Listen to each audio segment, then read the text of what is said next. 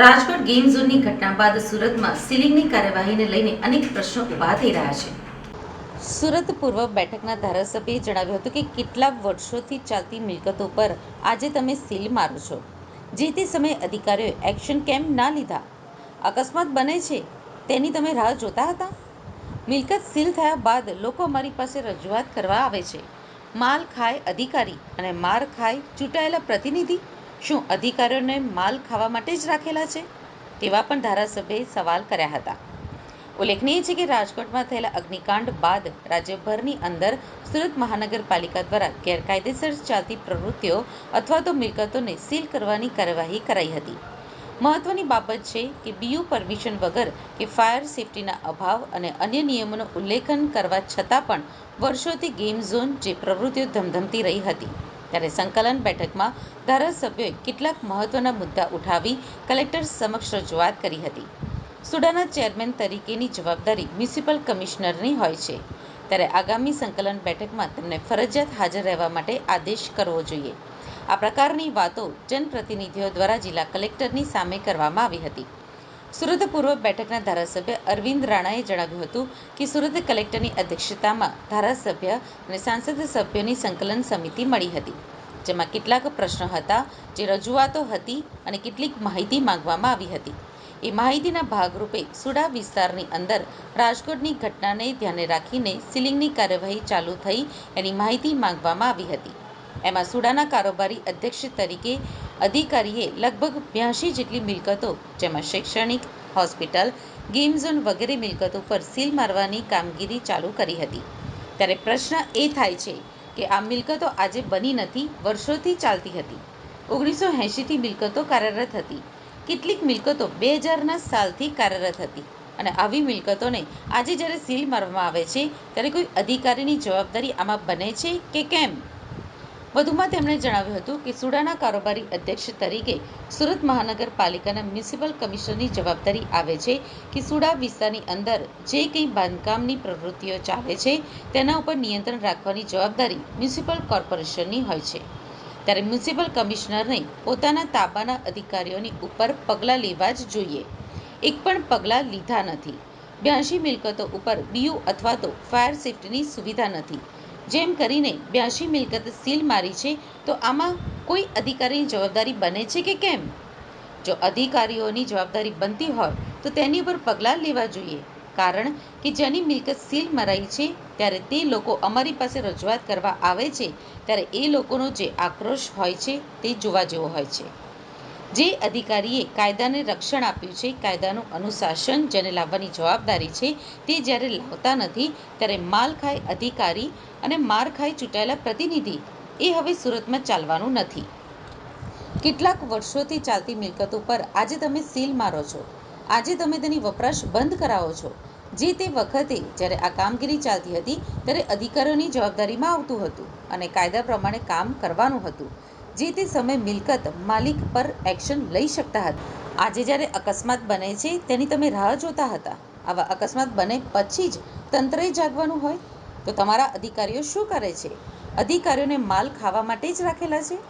એટલા માટે જ આજે પ્રજાનો આક્રોશ છે અને ચૂંટાયેલા પ્રતિનિધિ તરીકે અમારી જવાબદારી બને છે, એટલે જ સંકલન સમિતિમાં જવાબદારી નિભાવી છે. આચારસંહિતા પૂરી થઈ એટલે સુરત કલેક્ટરશ્રીની અધ્યક્ષતામાં માનનીય ધારાસભ્યશ્રી અને સંસદ સભ્યશ્રીની સંકલન સમિતિ મળી હતી. આ સંકલન સમિતિની અંદર કેટલાક પ્રશ્નો હતા, કેટલીક રજૂઆતો હતી અને કેટલીક માહિતીઓ માંગવામાં આવી હતી. એ માહિતીના ભાગરૂપે સુડા વિસ્તારની અંદર જે રાજકોટમાં ગમખ્વાર ઘટના બની, જીવતા બાળકો, નિર્દોષ બાળકો ભૂંજાયા, કેટલાક લોકોને જે ખરાબ પરિસ્થિતિ આખા રાજ્યમાં બની અને એના ભાગરૂપે સુડા વિસ્તારની અંદર પણ આવી સીલિંગની કાર્યવાહી ચાલુ થઈ. એની માહિતી માંગવામાં આવી હતી. એમાં સુડાના કારોબારી અધ્યક્ષ તરીકે એ અધિકારીએ લગભગ 82 જેટલી મિલકતો સુડા વિસ્તારની અંદર, એ લગભગ શૈક્ષણિક હેતુવાળી 80% મિલકતો, કેટલીક મિલકતો જેમાં હોસ્પિટલ ચાલતી હતી, કેટલીક મિલકતોમાં ગેમિંગ ઝોન ચાલતું હતું અને એવી મિલકતો ઉપર સીલ મારવાની કામગીરી ચાલુ કરી હતી. એવી માહિતી આપવામાં આવી હતી. ત્યારે પ્રશ્ન એ થાય છે કે જે મિલકતો આજે બની નથી, વર્ષોથી ચાલતી હતી, મેં જે માહિતી માંગી એમાં કેટલીક મિલકતોમાં 1980થી કાર્યરત હતી, કેટલીક મિલકતો 2000ની સાલથી જ કાર્યરત હતી, અને આવી મિલકતોને આજે જ્યારે સીલ મારવામાં આવે છે ત્યારે કોઈ અધિકારીની જવાબદારી આમાં બને છે કે કેમ? સુડાના કારોબારીના અધ્યક્ષ તરીકે સુરત મહાનગરપાલિકાના મ્યુનિસિપલ કમિશનર છે, અને એની જવાબદારી આવે છે કે સુડા વિસ્તારની અંદર જે કંઈક બાંધકામની પ્રવૃત્તિ ચાલે છે એની પર નિયંત્રણ રાખવાની જવાબદારી GDCR પ્રમાણે એક કોમ્પિટન્ટ ઓથોરિટી તરીકે મ્યુનિસિપલ કમિશનરની છે. ત્યારે મ્યુનિસિપલ કમિશનરશ્રીએ પોતાના તાબાના અધિકારીઓની ઉપર આવા પગલાં લેવા જોઈએ.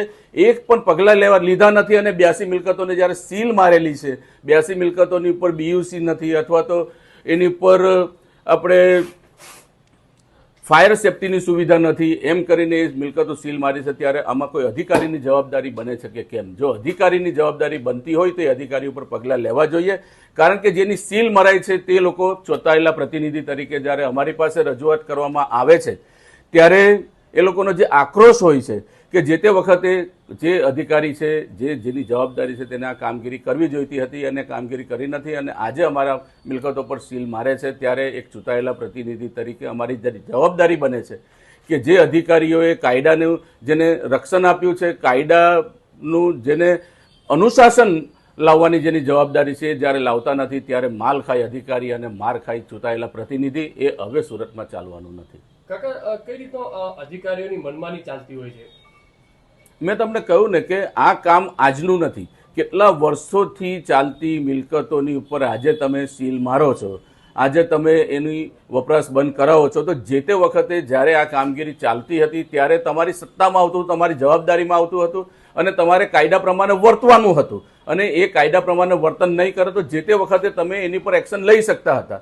આજે જ્યારે આવા ગમખવાર અકસ્માતો બને છે તેની તમે રાહ જોતા હતા, અને આવા ગમખવાર જે ઘટનાઓ બને ત્યાર પછી તમારે તંત્રએ જાગવાનું હોય તો તમારા અધિકારીઓ શું કરે છે? અધિકારીઓને માલ ખાવા માટે રાખેલા છે. તો એટલા માટે આ જે આક્રોશ છે, જે જન આક્રોશ છે, એ પ્રજાનો આક્રોશ છે, અને પ્રજાના ચૂંટાયેલા પ્રતિનિધિ તરીકે અમારી જવાબદારી બને છે, અને જવાબદારી અમે સંકલન સમિતિમાં નિભાવી છે. અધિકારીઓ ભ્રષ્ટાચાર ક્યાંક ને ક્યાંક કરતા એવું લાગે, તમારું શું કહેવું છે? હું તમને આ જ કહું છું ને કે જે કાયદામાં જોગવાઈ છે એ જોગવાઈ પ્રમાણે કોઈ વ્યક્તિ કામગીરી નહીં કરતી હોય તો એની પર નિયંત્રણ રાખવાની જવાબદારી કાયદામાં સરકારી અધિકારીઓને આપી છે. આ સરકારી અધિકારીઓ જો પોતાની કામગીરી નહીં કરતા હોય તો એનો સીધો સ્પષ્ટ આક્ષેપ નહીં, પરંતુ એ પુરવાર થતી હકીકત છે કે એને ભ્રષ્ટાચાર કર્યા વગર એ મિલકતો એને શરૂ કરી જ નહીં શકે, કરાવી